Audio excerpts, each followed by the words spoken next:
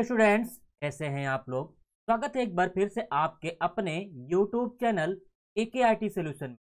तो स्टूडेंट्स, हम लोग M2R5 का पेपर डिस्कस कर रहे थे, जिसमें हमने सबसे पहले HTML का सेक्शन कंप्लीट किया हुआ था। दूसरे वाले सेक्शन में हमने CSS लिया हुआ था।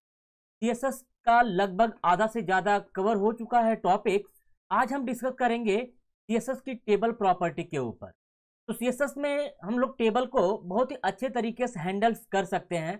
जैसे मैं अगर आपको एक एग्जांपल दिखाऊं कि कैसे एक टेबल्स को आप बहुत ही आसानी से खूबसूरत बना सकते हैं विद द CSS के माध्यम से। आप यहाँ पे देखिए मेरी स्क्रीन पर, तो यहाँ पे देखिए मैंने एक टेबल बनाया हुआ है और इस टेबल को देखिए मैं जहाँ पे भी माउस लेके जा रहा हूँ, ये थोड़ा सा मेरा और अट्रैक्टिव एक अलग लुक दे रहा है, अलग फीलिंग दे रहा है। तो इस तरीके से हम क्या कर सकते हैं, टेबल को और भी अट्रैक्टिव बना सकते हैं। आज हम सीखेंगे ऐसे ही एग्जांपल्स लेकर के रियल में कैसे हम एक टेबल को बहुत ही खूबसूरत बना सकते हैं। तो स्टूडेंट्स, मैंने अपना सबलाइम ओपन कर लिया हुआ है। अब हम यहाँ पे क्या करेंगे, HTML की कोडिंग करेंगे। तो सबसे पहले मैं जो है यहाँ पे सेव कर ले रहा हूँ और उसका नाम भी रख दे रहा हूँ table.html। तो मैंने इसका नाम रख दिया टेबल CSS.html।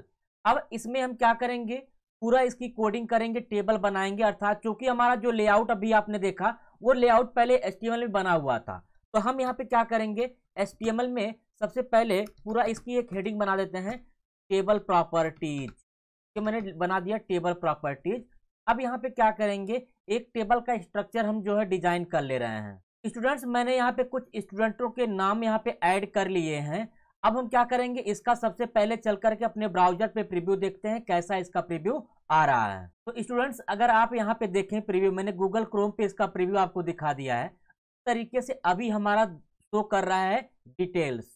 अब यहाँ पे क्या करना, अगर आप इसको ध्यान से देखें तो यहाँ पे अगर हमको चाहिए इसको बॉर्डर लगाना है। अभी मैंने HTML में सिर्फ सिंपल इसकी HTMल कोडिंग डिजाइन की है। अब इसको हम CSS के माध्यम से हैंडल करेंगे।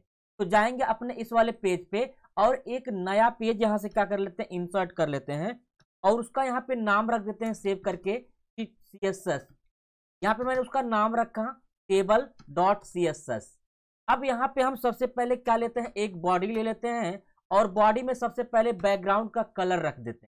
तो बैकग्राउंड का कलर मैं यहाँ पे रख रहा हूँ स्काई ब्लू। तो यहाँ पे मैंने स्काई ब्लू रख दिया है। तो अब हम क्या करेंगे, अभी सबसे पहले हमको इस CSS वाली फाइल को HTML फाइल वाले में क्या करना होगा, लिंक करना होगा। तो मैं यहाँ पे जाऊंगा, लिंक लगाऊंगा और मैंने उसका नाम रखा था table.css। सेव कर लेंगे। अब चलेंगे अपने ब्राउजर पे और रिफ्रेश करेंगे।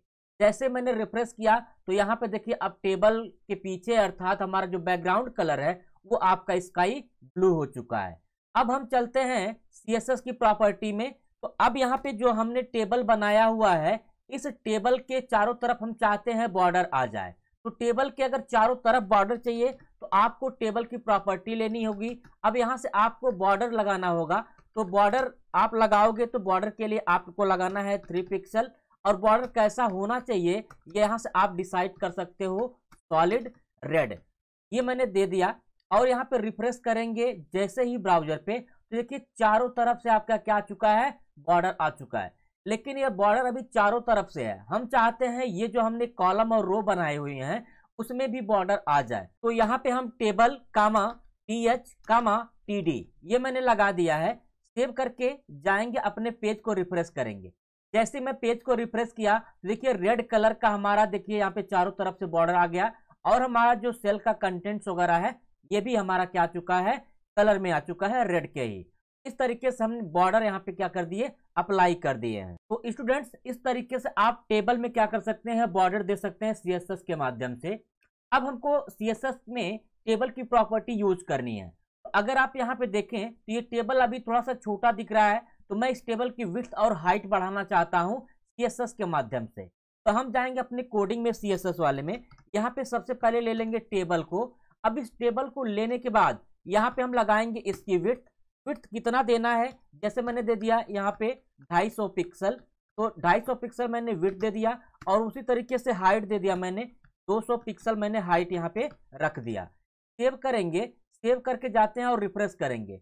इस तरीके से देखिए हमारा थोड़ा सा हाइट और विड्थ क्या हो चुकी है, बढ़ चुकी। नेक्स्ट अगर हम CSS के प्रॉपर्टी की बात करें टेबल में, तो सीएसएस की जो टेबल की प्रॉपर्टी है वो है आपका बॉर्डर कोलैप्स का। अब बॉर्डर कोलैप्स क्या होगा, अगर आप यहाँ पे देखिए ध्यान से, तो जो भी आपने बॉर्डर बनाया है या जो सेल बने हुए हैं, इन सेलों के बीच में स्पेस दिख रहा है आपको। मैं चाहता हूं इन स्पेस को रिमूव कर दिया जाए, तो इसके लिए सीएसएस की प्रॉपर्टी हम लोग यूज करते हैं बॉर्डर कोलैप्स। तो यहाँ पे हम चलेंगे और लगाएंगे बॉर्डर कोलैप्स।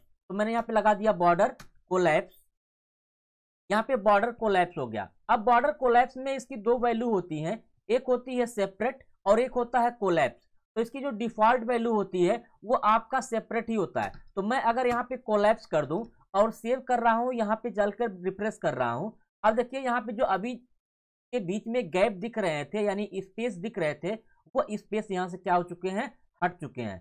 तो इस तरीके से हम क्या कर सकते हैं, बॉर्डर से अगर हमको स्पेस हटाने हैं टेबल में तो हम स्पेस हटा सकते हैं बॉर्डर कोलैप्स के माध्यम से। नेक्स्ट इस अगली जो प्रॉपर्टी है वो है बॉर्डर स्पेसिंग का। अगर हमको बॉर्डर के बीच में स्पेस चाहिए तो बॉर्डर के बीच में स्पेस भी हम लगा सकते हैं, लेकिन अगर आपको बॉर्डर के बीच में स्पेस लगाना है तो यहाँ पे जो कोलैप्स की वैल्यू है उसको आपको सेपरेट रखना पड़ेगा, अर्थात आपके स्पेस होने चाहिए सेलों के बीच में। तो यहाँ पे मैं लगा रहा हूँ बॉर्डर स्पेस की वैल्यू, तो यहाँ पे मैंने बॉर्डर स्पेसिंग टाइप कर दिया। अब कितना आपको स्पेस रखना है तो मैंने दे दिया यहाँ पे 30 पिक्सल, तो ये मैंने टाइप किया 30 पिक्सल। सेव करते हैं और पेज पे जाकर के रिफ्रेश करते हैं। अब देखिए आपकी टेबल्स के बीच में आ गए हैं बहुत सारे स्पेस। इस तरीके से हम यहाँ पे स्पेस ऐड कर सकते हैं जो भी सेल के बीच में। तो यहाँ पे अगर आप देखेंगे तो स्पेसेस आ चुके हैं और ये स्पेसेस आपके दोनों तरफ बराबर हैं, अर्थात टॉप बॉटम में और लेफ्ट राइट में दोनों तरफ। मैं चाहता हूँ टॉप बॉटम में कम रहे या लेफ्ट राइट में ज्यादा रहे, तो इसके लिए यहाँ पर जाकर के दो वैल्यू आप यहाँ से पास कर सकते हैं। जैसे मैंने एक दे दिया 5 पिक्सल का वैल्यू और एक दे दिया 10 पिक्सल का वैल्यू, तो यहाँ से मैंने टाइप किया 10 पिक्सल।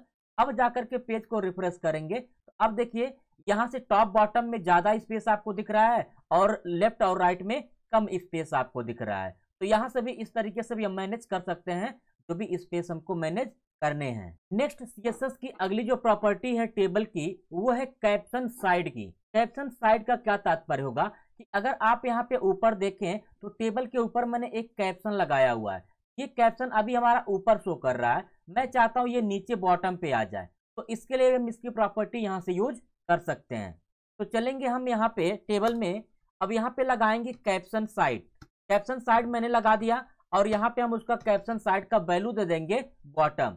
अब जैसे ही जाएंगे पेज को रिफ्रेश करेंगे, अब देखिए आपका यहाँ से ऊपर से हट करके कहाँ चला गया, नीचे यहाँ पे आपका आ चुका है, ये नीचे अब आपका शो कर रहा है। इस तरीके से कैप्शन साइड के माध्यम से हम कैप्शन को भी टॉप और बॉटम में एडजस्ट कर सकते हैं। नेक्स्ट इसकी अगली जो प्रॉपर्टी है वो है इम्पटी सेल का। इम्पटी सेल का क्या मतलब होगा, अगर आपके टेबल में कोई सेल इम्पटी होगी तो उस इम्पटी सेल को आप हाइड कर सकते हैं इस प्रॉपर्टी के माध्यम से। तो मैं यहाँ पे चलता हूँ HTML में और किसी एक सेल को ब्लैंक कर देता हूँ। जैसे मैंने यहाँ पे ओ लेवल वाली फाइल रखी हुई है, तो इसमें ओ लेवल की जो फीस मैंने 15,000 रखी है उसको मैंने सेलेक्ट करके इसको 0 कर दिया, अर्थात इसको डिलीट कर दिया। आप यहाँ से रिफ्रेश करेंगे तो यहाँ पे आप देखिए तो ये आपका क्या है, इम्पटी है। तो मैं अब CSS की प्रॉपर्टी में जाता हूँ, यहाँ से उसको हैंडल करता हूँ। तो यहाँ पे मैं लिखूंगा इम्पटी सेल।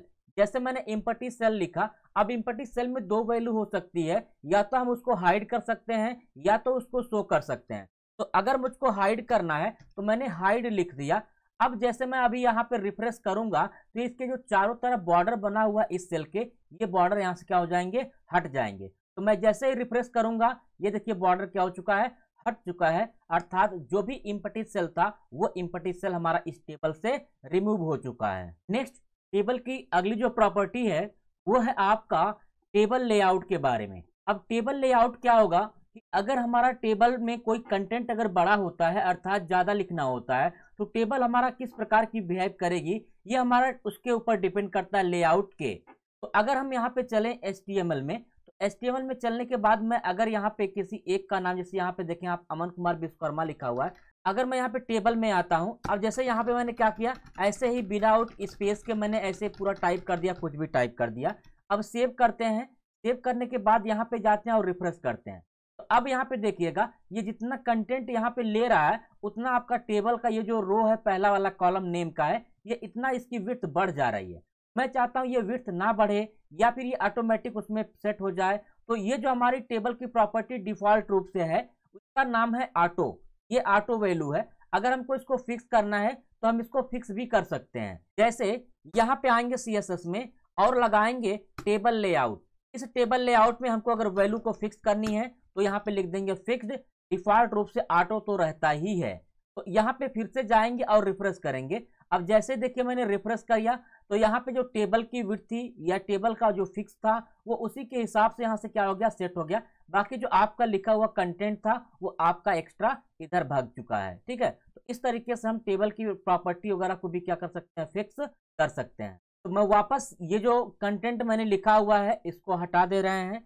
तो मैंने जो नाम लिखा हुआ था अमन कुमार, ऐसे ही मैंने नाम ही लिख दिया और यहाँ जाकर के रिफ्रेश करेंगे तो ये देखिए अमन कुमार यहाँ पे एडजस्ट हो गया। तो ये हमारी टेबल की प्रॉपर्टी हो चुकी है। अब अगर टेबल की प्रॉपर्टी में कुछ और एडवांस प्रॉपर्टी आपको ऐड करनी है तो कर सकते हैं। जैसे मुझको अगर टेबल के पीछे का बैकग्राउंड कलर में चाहिए तो मैं यहीं पे जाऊंगा CSS वाले पेज में और टेबल के अंदर ही मैं यहाँ पे लगा दूंगा बैकग्राउंड कलर। अब बैकग्राउंड कलर हमारा किस कलर से होना चाहिए ये कलर हम यहाँ पे डिफाइन कर सकते हैं। तो मैंने दे दिया येलो और यहाँ से रिफ्रेश करेंगे। अब देखिए टेबल के पीछे का कलर कैसा आ चुका है, येलो आ चुका है। उसी तरीके से अगर हमारा जो यहाँ पे बॉर्डर देखें जो TH या TD का जो बॉर्डर है वो बॉर्डर भी रेड कलर से ही है। हम चाहते हैं कि हमारे जो TH और TD के सेल बने हुए हैं उन सेल्स का कलर कुछ और हो जाए बॉर्डर के, तो भी हम यहाँ से डिसाइड कर सकते हैं, यहाँ से लगा सकते हैं। या फिर अगर हम चाहते हैं कि हमारे जो टेबल में जो हमारे TD और TH हैं इनके टॉप के बॉर्डर कुछ और हो, बॉटम के बॉर्डर कुछ और हो, तो भी हम यहाँ पे डिसाइड कर सकते हैं। तो इसके लिए क्या करेंगे, हम चलेंगे फिर से यहाँ पे अपने CSS वाले पेज में। तो यहाँ पे हम ले लेंगे TH TD और TH को यहाँ पे ले लेंगे। TH TD को लेने के बाद यहाँ पे हम थोड़ा पैडिंग लगा दे रहे हैं कि थोड़ा सा हमारा विड्थ जो है बढ़ जाएगी। तो मैंने यहाँ पे लगा दिया 20 पिक्सल। अब थोड़ा सा रिफ्रेश कर लेते हैं पेज को और देखते हैं यहाँ पे हमारे जो कंटेंट हैं वो कंटेंट अब सेट हो चुके हैं, बाहर आ चुके हैं। उसी तरीके से अगर हम यहाँ पे अब हमको क्या करना है, उनके बॉर्डर पे काम करना है। तो मैंने यहाँ पे लगाया बॉर्डर, यहाँ पे बॉर्डर बॉटम हो गया। अब इसमें कैसा बॉर्डर चाहिए तो मैंने दिया 1 पिक्सल सॉलिड। अब मैंने इसका कलर दे दिया ब्लू। ठीक है, ब्लू मैंने कहीं नहीं दिया था तो ब्लू दिया। अब रिफ्रेश करेंगे यहाँ से तो देखिए यहाँ पे जो बॉटम के बॉर्डर हैं वो कैसे हो चुके हैं, ब्लू आ चुके हैं। यहाँ पे अगर आप देखें मैं जूम कर रहा हूँ तो सभी बॉर्डर नीचे के जो है वो ब्लू आ चुके हैं। उसी तरीके से अगर आपको टॉप के कुछ और देने हैं तो यहाँ से फिर से आप लगाइए बॉर्डर टॉप। यहाँ से टॉप लगाने के बाद वो कितना पिक्सल होना चाहिए मोटा, मैंने 1 पिक्सल दिया। यहाँ पे मैंने लगा दिया उसका स्टाइल टाई सॉलिड। और इसके बाद यहाँ पे किस कलर में आपको देना है तो मैं यहाँ पे कलर डिसाइड कर दे रहा हूँ ग्रीन। तो ये ग्रीन कलर में हमारा क्या हो जाएगा, अभी आना शुरू हो जाएगा। जैसे मैं यहाँ पे रिफ्रेश करूंगा यहाँ पे देखिए आपका टॉप का कैसा आ चुका है, ग्रीन में अब आ रहा है। तरीके से हम उसी तरीके से लेफ्ट का भी या फिर राइट का भी मैनेज कर सकते हैं अलग अलग कलर के हिसाब से। नेक्स्ट अगर हम इसमें CSS की और प्रॉपर्टी पे चलें तो इसको थोड़ा सा अगर हमको और एडवांस बनाना है, अर्थात हम जो रो यहाँ पे लिए हुए हैं इन रो का कलर अलग अलग करना चाहते हैं। अर्थात ये जो इवन और ऑड रो हैं इनको हम अलग अलग कलर से डिफाइन करना चाहते हैं। तो इसके लिए जाएंगे अपने इस CSS वाली प्रॉपर्टी में। तो यहाँ पे हम लगाएंगे TR, कॉलन लगाएंगे और यहाँ पे लगाएंगे nth चाइल्ड। इसके बाद यहाँ पे आपको देना होगा इवन। जैसे आप इवन देंगे, अब इस इवन में आपको कौन सा कलर चाहिए तो मैंने यहाँ पे लगा दिया बैकग्राउंड कलर। इस बैकग्राउंड कलर में मैंने लगा दिया पर्पल। अब इसको हम सेव करते हैं और यहाँ से रिफ्रेश करते हैं। जैसे यहाँ पे देखिए इवन जो भी रो थी उन रो का कलर कैसा हो चुका है, पर्पल हो चुका है। उसी तरीके से इसी रो का हमको कलर जो टेक्स्ट वाले थे उसको व्हाइट करना है। तो मैंने यहाँ पे लगा दिया व्हाइट और रिफ्रेश करेंगे। अब देखिए व्हाइट में शो कर रहा है। उसी तरीके से जो हमारी ऑड की रो है उन रो को भी हमको कलर करना है। यहाँ पे फिर से हम लगाएंगे TR और लिखेंगे nth चाइल्ड। अब ब्रैकेट में लिख देंगे ऑड। ये ऑड हो चुका है। अब यहाँ पे ब्रैकेट लगा करके बैकग्राउंड कलर ले लेंगे। अब किस कलर से उनको आपको हाईलाइट करना है तो मैंने यहाँ पे कलर ले लिया मैजेंटा। यहाँ से मैजेंटा कलर हो चुका है। अब जैसे ही हम इसको रिफ्रेश करेंगे तो इसका कलर आपका मैजेंटा आपका शो कर रहा है यहाँ पे। उसी तरीके से इसके भी टेक्स्ट को कलर आपको करना हो तो भी हम यहाँ से क्या करेंगे, कलर लगाएंगे।